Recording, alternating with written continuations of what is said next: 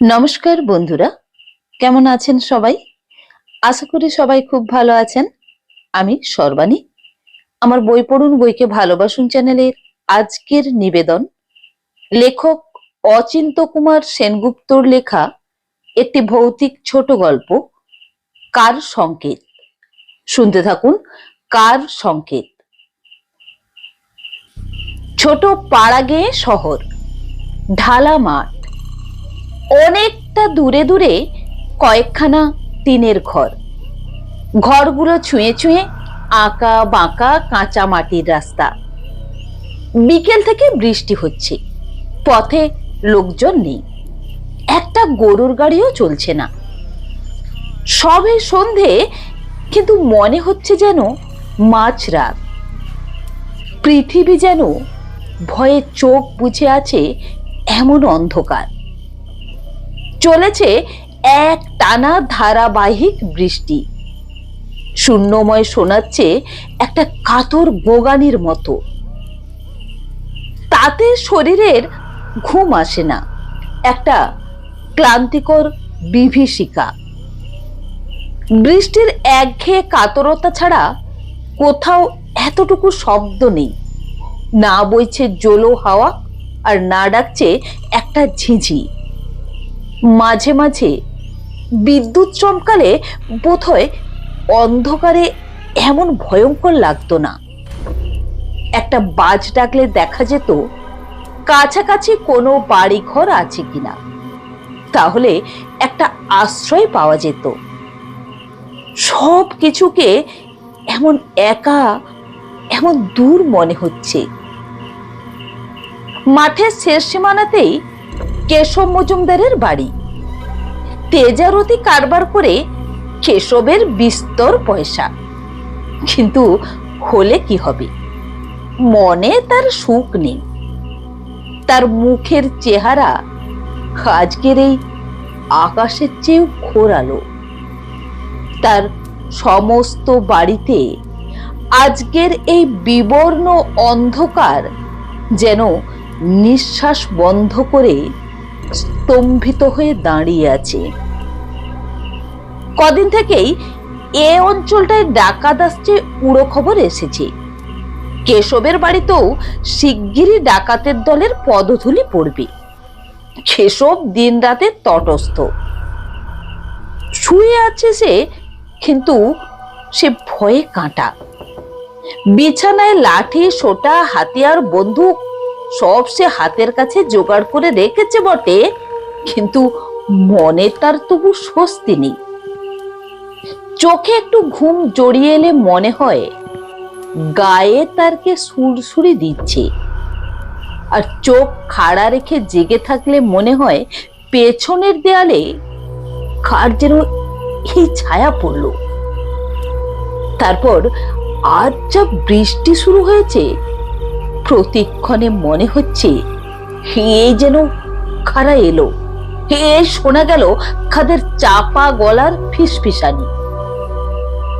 বৃষ্টির আর বিরাম নেই। জল কাদায় রাত উঠেছে খোলা হয়ে। কেশবের স্ত্রী এলো তাকে অভয় দিতে। বললে, এবার শুয়ে পড়ো, ডাকাতের আর খেয়ে দে কাজ নেই। সে ঝড় জলের মধ্যে তারা বিছানা ছেড়ে বাইরে বেরোবে। কেশব বললে, হ্যাঁ, এবার শুয়ে পড়তে হয় বইকি, কিন্তু বাইরে কি দরজাটায় ধাক্কা দিচ্ছে না? কেশবের স্ত্রী খেকে উঠল, দরজায় তো নয়, তোমার মাথায় ধাক্কা দিচ্ছে। না না, শোনো না কান পেতে, কে ডাকছে না আমাকে? ডাকাতরা তোমার নাম ধরে আদর করে ডাকতে যাবে না? কেশব চঞ্চল হয়ে উঠে দাঁড়ালো। ভীত অসহিষ্ণু গলায় বললে, আওয়াজটা বেশি স্পষ্ট হয়ে উঠেছে। আশ্চর্য, তুমি শুনতে পাচ্ছ না? স্ত্রীর ধারালো গলায় তাকে ধমকে উঠল, কি বুদ্ধি তোমার! ডাকাতরা তোমাকে দরজা খুলে দেওয়ার জন্য সাকাতরে আমার সাধবে কি না? তারা হুড়মুড় করে খিল কপাট ভেঙে চলে আসতে পারে না? হাওয়া, ওটা হাওয়ার শব্দ। না না, এ স্পষ্ট মানুষের গলা। লণ্ঠনটা উস্কে দিয়ে কেশব বন্দুকটা বাগিয়ে ধরল, বলল, কে? কোনো সাড়া নেই। স্ত্রী হেসে উঠল, ডাকাতরা তাদের নাম ধাম তোমাকে বলবে কি না?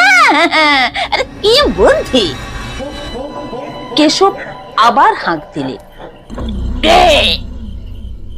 দরজার ওপার থেকে ভিজে মসৃণ গলায় কে বলল, আমি।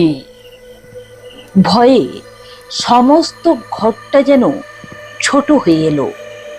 লণ্ঠনের আলো যেন গেল কমে। দেয়ালগুলো হেঁটে কেশবের চারপাশে এলো সরে, দাঁড়ালো ঘন হয়ে। প্রাণপণে সাহস সঞ্চয় করে কেশব বললে, কে? আমি কে? আমি মনীন্দ্র। মনীন্দ্র? কোন মনীন্দ্র? কেশবের গলা চিরে আওয়াজ বেরোলো। ওপার থেকে রাত্রির অন্ধকার যেন কথা কয়ে উঠল, মনীন্দ্র, মণি, আপনার ভাইপো, ব্যান্ডেলে যে কাজ করত, যাকে আপনি ছেলেবেলা থেকে মানুষ করেছেন। দরজাটা খুলুন, বাইরে আর কতক্ষণ দাঁড়িয়ে থাকা যায়? কে? মনে? আরে কতদিন পরে! উৎসাহিত হয়ে কেশব দরজা খুলতে যাচ্ছিল। স্ত্রী তাকে বাধা দিল, গলা নামিয়ে বললে, কে নাকি মনির নাম ভরিয়ে এসেছে। খবরদার, আরে দরজা খুলো না বলছি, নইলে ৩-৪ বছর যে এদিক মারায়নি, বলা কওয়া নেই, হঠাৎ এসে দরজায় খা মারবে, তা আবার দুর্যোগের রাতে। কি বুদ্ধি তোমার! পাশের জানালাটায় ছিটকানি লাগানো ছিল না। মণি হঠাৎ ভিতর দিয়ে তার একখানি হাত বাড়িয়ে দিলে, রোগা লিকলিকে সরু একখানি হাত, বললে, আলোটা নিয়ে আসুন, দেখুন, সে যে ছেলেবেলায় কবজির কাছটাই কেটে গিয়েছিল, সেই দাগটা স্পষ্ট, অটুট আছে। খুলে দিন দরজা, জলে আর কতক্ষণ দাঁড়িয়ে থাকবো বলুন? আর সন্দেহ নেই, কেশব এক হাতে দরজা খুললে আরেক হাতে বন্দুকটা বাগিয়ে ধরেছে। বিস্ময়ে বন্দুকটা হাত থেকে খসে পড়ে আর কি। সত্যি সত্যি সামনে মণি দাঁড়িয়ে। মণি হাসি মুখে বললে, আমাকে সম্বর্ধনা করবার এই অদ্ভুত আয়োজন দেখছি যে। লজ্জায় বিমর্ষ হয়ে কেশব বললে, না না না, কিছু মনে করিস নে, এদিকে আজকাল বড্ড ডাকাত পড়েছে, তাই সব সময় এমনি সাবধানেই থাকি। কখন কি হয় বলা যায় না তো। মণি বললে, তা আমি জানি, তা জেনেই তো আমি এলাম। কেশব অবাক হয়ে বললে, কোথা থেকে এলি এত রাতে? বা, সেই ব্যান্ডেল থেকে। আমাদের কি? মণি তার সমস্ত শরীরটা বিস্ফারিত করে বললে, আমরা সোজা হেঁটেই চলে আসতে পারি। তোর চাকরি আছে না? মণি খিক খিক করে হেসে উঠল, আরে সে চাকরি গেছে, কদিন এখানে ওখানে ঘোরাঘুরি করলুম, শুনলুম আপনাদের এখানে বিপদ, তাই ভাবলুম একবার দেখা করে আসি। তা বেশ করেছিস। স্ত্রীকে কেশব বললে, ওর কিছু খাবার জোগাড় করো চট করে। মণি ব্যস্ত হয়ে বলল, না না, আমার খিদে নেই, শোবার জন্য একটা বিছানা পেলেই আমি বাঁচি। আপনারাও আর মিছিমিছি কেন জেগে আছেন? ঘুমোতে যান এবার। ডাকাত এলে আমার ভয় কি, আমি তো আছি। আমি তবে এত পথ ভেঙে এলুম কি করতে? মনির খুড়িমা মুখ বেঁকিয়ে বললেন, চাকরি খুঁজে এখান থেকে এইখানে তবে শিকার গজিয়ে বসবে নাকি? কাকার ভাত খুব সস্তা পেয়েছে না? না, মনি গম্ভীর মুখে বলল, কাল ভোরেই আবার আমি চলে যাব, ভয় নেই। তবে এক রাত থেকে তুমি কি এমন সাহসের ভোজবাজি দেখাবে শুনি? খুড়িমা ঝাঁঝিয়ে উঠলেন, ডাকাতরা তো তোমার ফরমাস মতো আসবে না। তবু তো একটা রাত আপনারা নিশ্চিন্ত হয়ে ঘুমোতে পারবেন। মনি কিরকম অদ্ভুত করে হাসলো, বলল,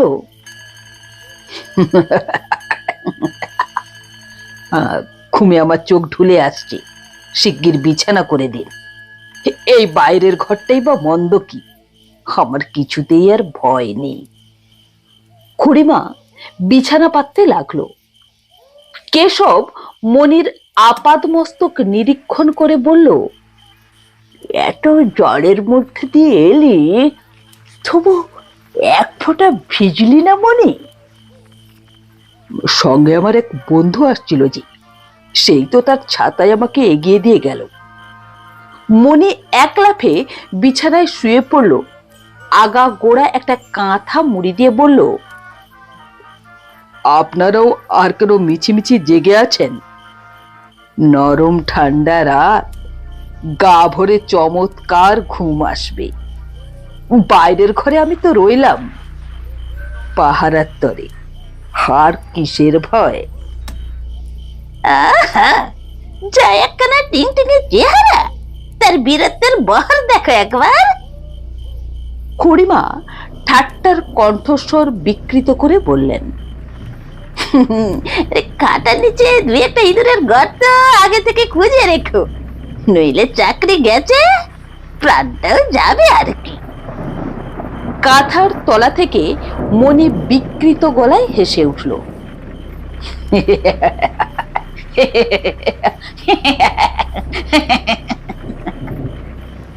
বৃষ্টি থেমে গেছে, আকাশ এসেছে মরা মুখের হাসির মতো ফ্যাকাশে হয়ে। কেশবরা তাদের ঘরে গেছে। স্বামী স্ত্রীর মাঝে কেমন একটা আতঙ্কিত স্তব্ধতা। স্ত্রী বললে, ওই লোককে যে তুমি পরিপাটি করে বিছানায় ঘুম পাড়িয়ে রেখে এলে, সত্যিও তোমার ভাইপো তো? কেশব ভীত অথচ স্মিত মুখে বললে, বাহ, মনিকে তুমি চেনো না? চিনি তো, কিন্তু এতদিন বাদে খুড়াখুড়ির সঙ্গে দেখা, কাউকে একটা প্রণাম পর্যন্ত করলে না। চেহারা গলার স্বর অব্দি কেমন যেন পাল্টে গেছে, হাত পায়ে শির উঠে এসেছে, খাড়া খাড়া চুল, গালে গলায় হাড় উঠেছে ঠেলে। ভালো করে লোকটার দিকে তাকিয়ে দেখেছিলে তো? কেশবের শিরদাঁড়াটা ভয়ে কনকনে হয়ে উঠল, অথচ মুখে সাহস এনে বললে, কি যে তুমি বলো, চাকরি বাকরি নেই, তাই চেহারা এমন দুর্ভাবনায় খারাপ হয়ে গেছে। দেখছো না ডাকাতের ভয়ে আমি কেমন শুকিয়ে গিয়েছি? ও কিছু না। কেশবের স্ত্রী খাটো গলায় বললে, কিন্তু এসে একেবারে লম্বা দিলে কেন? তাও মুখ চোখ ঢেকে, এমন কি একেবারে লম্বা জিজ্ঞেস করি? তোমাকে বলছি, ও মনি নয়। পাছে মনি নয় বলে চিনতে পারি, তাই অমনি ঝুপ করে কাঁথার তলায় লুকিয়ে পড়লো। চলো, এখন হয়তো ঘুমিয়েছে, কাঁথার ঢাকনাটা আস্তে আস্তে তুলে চেহারাটা ওর একবার দেখে আসি। কেশবের গা হাত পা শিরশির করে উঠল। সোজা গলায় বললে, আজ আর নয়, কাল ভোরে। কাল ভোরে তো চলেই যাবে, যা ঘটবার তা তো আজ রাতে। কেশব অস্ফুট গলায় চিৎকার করে উঠল, এত কথা আগে তবে বলনি কেন? কেশবের স্ত্রী কণ্ঠস্বরকে ঝাপসা করে বললে, ও যেই হোক, আমার মনে হচ্ছে ওই ডাকাত। বলো কি, আরে বলো কি? অন্ধকারে শূন্যে চোখ মেলে কেশব বললে, ডাকাত কোঠেতে শুয়ে শুয়ে ঘুম দিচ্ছে কেন? ও আগে থেকে এখানে রয়েছে দলের লোকেদের দরজা খুলে দিতে। তুমি দেখো আমার কথা ঠিক হয় কিনা। কথায় বার্তায় এমন একখানা ভাব দেখালো যেন আজ রাত্রে আমাদের বাড়িতে ডাকাতি হবে বলেই ও এসেছে। কি করে জানলো ও এত কথা? আর কি বড় ফাটে! আমাদের উনি বাঁচাবেন, সব অংশে শেষ করে দেবার মতলব। কেশব যেন বন্দি, অসহায় একটা পশুর মতো গর্জে উঠল। এখন কি করা যায়? কেশবের স্ত্রী ঝামটা মেরে উঠল, ঘুমোবো ছাড়া আর কি করা যাবে? সারা জীবন তো কেবল নাকে তেল দিয়ে ঘুমোলে। কেশব দেওয়ালের দিকে আরো একটু ঘন হয়ে সরে বসলো, বলে, তুমি বলতে চাও মনে আমার এই সর্বনাশ করবে? আমি যাকে ছেলেবেলা থেকে মানুষ করলাম,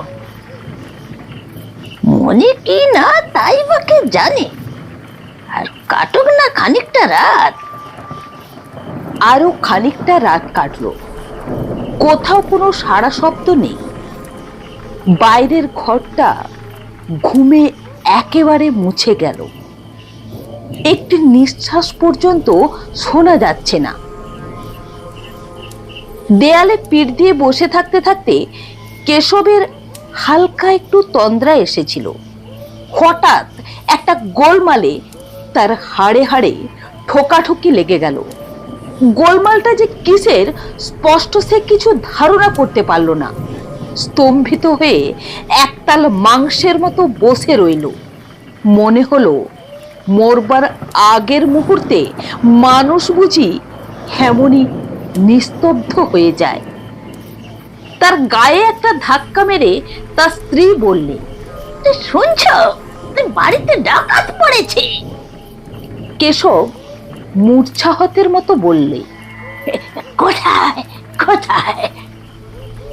গোলমালটা ঠিক আক্রমণের জয়োল্লাস নয়, যেন পলায়মান কতগুলি লোকের ভীত কাতর আর্তনাদ।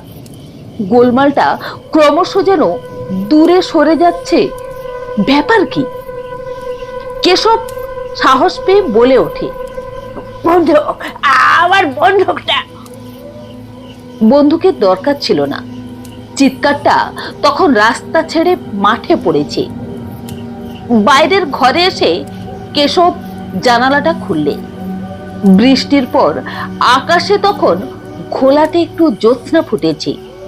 সেই আবছা আলোয় স্পষ্ট দেখা গেল একদল লোক ঊর্ধ্বশ্বাসে প্রাণ নিয়ে ছুটে পালাচ্ছে দুর্দান্ত বেগে। এক একবার তারা পেছন ফিরে তাকায়, আর কি দেখে তারা কে জানে আবার মাঠের উপর দিয়ে এলো পাথাড়ি ছুটতে থাকে। ওই এলো, ওই ধরতে এলো, ওই এলো। সবার মুখেই সেই ভয়ার্ত চিৎকার। কেশবের স্ত্রী বললে, এত গোলমাল, রাস্তায় লোকজন জমে গেল আর তোমার বীর ভাই পরে করে ঘুম ভাঙলো না? উনি এসেছিলেন আমাদের ধনে প্রাণে রক্ষা করতে। কেশব খাটের কাছে এগিয়ে এসে হুঙ্কার দিলে, মনে মনে। কাঁথাটা কোথাও এতটুকু কুচকানো পর্যন্ত নেই। মনে? কে কাকে ডাকছে? কেশব একটা হেঁচকা টানে কাঁথাটা তুলে ফেলল। কোথায় মনি? সমস্ত বিছানাটা সাদা, তেমনি পরিপাটি, কোথাও একটা রেখা পর্যন্ত নেই। কি ব্যাপার? বাইরে এসে দেখা গেল ডাকাত সত্যিই এসেছিল। অনেক সব চিহ্ন তারা ফেলে গেছে, ছোরা, শাবল, মুখোশ, লোহার ছোট ছোট ডান্ডা, একজন এমনকি এক পাটে জুতো। পালাবার তাড়ায় কারোরই কোনো দিশে ছিল না, কিন্তু মনে গেল কোথায়? কেশবের স্ত্রী বললে, এই সামান্য ব্যাপারটা তুমি বুঝতে পারছো না? বিটের পুলিশ কোথাও এদিকে টহল দিচ্ছিল হয়তো, তাই দেখে ডাকাতরা চোঁচা ছুটে পালিয়েছে। আর উনি তোমার মনে হচ্ছেন ডাকাতের দলের সর্দার। কি করে আর শুয়ে তাকে বলো, ওদের সঙ্গে উনিও দিলেন দৌড়। কেশব হতভম্ব হয়ে বললে, তাই হবে। তাই যদি না হবে তবে তো ফিরে আসবে না। ডাকাত তাড়ে দেওয়ারে যদি ওর মুরত থাকতো, তবে নিজেও তো সেই সঙ্গে পালিয়ে যাবে কেন? ঠিক বলেছ, নইরে ওই বা সেই সঙ্গে পালিয়ে যাবে কেন? কেশবের এতক্ষণে বুদ্ধি খেলল। পরে ঢোক গিলে বলল, কিন্তু কিছু নেবার চেষ্টা না করে দলকে দল পগার পার হয়ে গেল, এও একটা রহস্য বটে। রহস্য না হাতি? কেশবের স্ত্রী মুখ ঘুরিয়ে বলল, না পালালে দেখতে কখনোই তোমার ভাইপোটি তোমার বুকে ছুরি বসিয়ে দিত। আসুক না পুলিশ, দলের সর্দারকে যখন চিনতে পেরেছি তখন আর ভাবনা নেই। সকালবেলা যথা সময়ে পুলিশ এলো। কেশব মনীন্দ্রের নাম, ধাম, জ্ঞাতি, গোষ্ঠীর সব পরিচয় দিয়ে হঠাৎই বেদনায় উল্লাসিত হয়ে উঠল। কি দারুণ অকৃতজ্ঞ ভাবন! আমি থেকে ছেলেবেলা থেকে মানুষ করেছিলাম, আর সে এসেছিল আমার বুকে ছুরি বসাতে। তাকে দিলুম আশ্রয়, আর তার কিনা সেই ছিল মতলব। কেশবের স্ত্রী ঘর থেকে মুখ ঝামটা দিয়ে উঠল।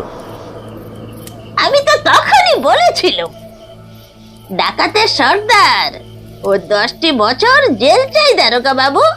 হাড়ে হাড়ে শয়তান, নইলে কোনদিন কেউ খুড়োর বুকে ছুরি তুলতে পারে?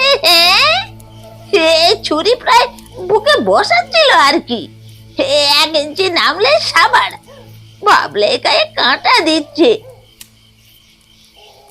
দারোগা বাবু জিজ্ঞেস করলেন, আপনি কি করলেন? কেশব লাফিয়ে উঠল। বন্ধক, আমার বন্ধক আছে না, খপ করে তাই উঁচিয়ে ধরব। ভয়ে সে চেঁচিয়ে উঠল, আর মুখ থেকে মুখোশ গেল খুলে। দেখলাম মনীন্দ্র ব্যান্ডেলে সে কাজ করে, আমার আপন ভাইপো। রাতে যে লণ্ঠন জ্বালিয়ে রাখি, চিনতে দেরি হবে কেন? তারপর চোর দিল লম্বা, যা ছিল যন্ত্রপাতি সব গেল। কেশব গর্বে টকবক করে উঠল। বন্দুকের সঙ্গে পারবে কেন? ঘোড়াটা টিপতে গেলুম দারোগা বাবু, পারলুম না। শত হলেও তো নিজের বংশের রক্তপাত। কেশবের স্ত্রী ঘর থেকে খেকে উঠল। আমি বারণ করলুম তো বন্দুক ছুড়তে।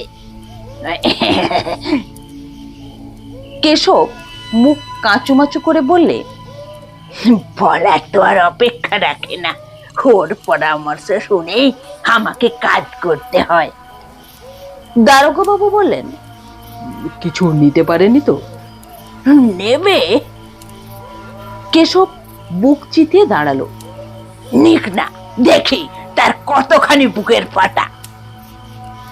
দারোগা বাবু যন্ত্রপাতি সব কুড়িয়ে নিলেন থানায় জমা দিতে। বললেন, ওদের সহজেই ধরে ফেলতে পারবো, অনেক সব ক্লু পেয়ে গেলাম। এর আগে কোথাও একটা পায়ের দাগ পর্যন্ত পাওয়া যায়নি, অথচ বন্দুক সব বাড়িতেই ছিল। কেশব অহংকারে স্ফীত হয়ে বললে, আরে বন্দুক থাকলেই তো চলে না, তাকে বাগিয়ে ধরবার কায়দা জানা চাই। দারোগা বাবু যাবার আগে বললেন, এই গ্যাং ধরতে পারলে দেশের একটা খুব স্থায়ী উপকার করা হবে কেশব বাবু। আপনার সাহস ও কৌশলকে পুরস্কৃত করতে পারলে আমরা খুশি হব। আপনার ভাইপোর খোঁজে আজই আমরা ব্যান্ডেলে লোক পাঠাচ্ছি। আর এই জ্যাকপাটের জুতো দেখছেন, তা থেকে এর মালিককে খুঁজে পেতে আমাদের দেরি হবে না। আবার রাত এলো ঘনিয়ে। আজকে আর বৃষ্টি নয়, ফুটফুটে জ্যোৎস্না দিয়েছে এলোমেলো হাওয়া। লণ্ঠন নিভিয়ে কেশব বাইরের ঘরে তার মশারির মধ্যে এসে ঢুকলো। চারিদিক ভালো করে গুঁজে সে নিশ্চিন্ত হয়ে শুয়ে পড়ল। হঠাৎ দেখতে পেল মশারির ভিতর ঠিক তার গলার ওপর কার একটা হাত, তেমনি রোগা লিকলিকে, আঙুলগুলি সাপের মতো পিছল আঁকা বাঁকা। আঙুলগুলি তার গলার উপর আলগোছে সুরসুরি দিচ্ছে। প্রাণপণে চোখ বুজে সমস্ত শরীর কঠিন করে কেশব চেঁচিয়ে উঠল, কে? মশারির বাইরে থেকে স্পষ্ট উত্তর এলো, আমি। চিনতে পারছেন না? এই দেখুন কবজির দাগ। কেশব ভয়ে ভয়ে চোখ মেলল। মশারির বাইরে কারুর কোনো অস্তিত্বের আভাস নেই। বন্ধু, আমার বন্ধু। কেশব ধর্মর করে উঠে বসলো, নামতে গেল খাট থেকে। মশারি তুলতে যাবে, অমনি আবার তার বুকের ওপর সেই হাতটা লোলুপ হয়ে উঠল। কে বললে আমি আপনাকে খুন করতে এসেছিলাম না? আমি খুবই অকৃতজ্ঞ। স্পষ্ট পরিচিত গত রাত্রির কণ্ঠস্বর। কিন্তু চোখ কচলে কেশব দেখল ঘরে বাইরে ঝিমঝিম করছে শূন্যতা। বন্ধুক, আমার বন্ধুক নিয়ে এসে শিগগির। কেশব স্খলিত পায়ে নিচে নেমে গেল, ছুটে গেল দরজার দিকে। পা দুটো নিমিষে পাথর হয়ে গেল। দরজার কাছে একটা চেয়ার টেনে মনি গা এলিয়ে বসে আছে। কি মনে যে, তুমি কোত্থেকে? কেশব একেবারে বসে পড়ল। মনি নির্লিপ্ত গলায় বললে, কাল যেখান থেকে এসেছিলাম। কি মনে করে এসেছো জানতে পারি? ধরা দিতে এসেছি। আপনি থাকতে পুলিশ কেন কষ্ট করে ধরবে বলুন? পুরস্কারটা আপনারই হোক। সে কি কথা? তুমি আমার ভাইপো, তোমাকে ধরিয়ে দেব কি? বসো। কেশব ভিতরে চলে যাচ্ছিল, দরজার উপর আবার সেই হাত ছুঁয়েছে। বন্দুক আনতে যাচ্ছেন? তার দরকার নেই। বন্দুকে আমার কিচ্ছু করতে পারবে না। বসুন বসুন, একটা কথা বলি। কেশব কাঁপতে কাঁপতে বলল, কি কি? কাল আমি ডাকাতদের তাড়িয়ে দিয়েছিল। আপনি আমাকে মানুষ করেছিলেন, সে কথা আমি ভুলিনি। কিন্তু কি করে তাড়ালে? কেশব ভয়ে একেবারে ছাই হয়ে গেছে। আমি ম্যাজিক জানি।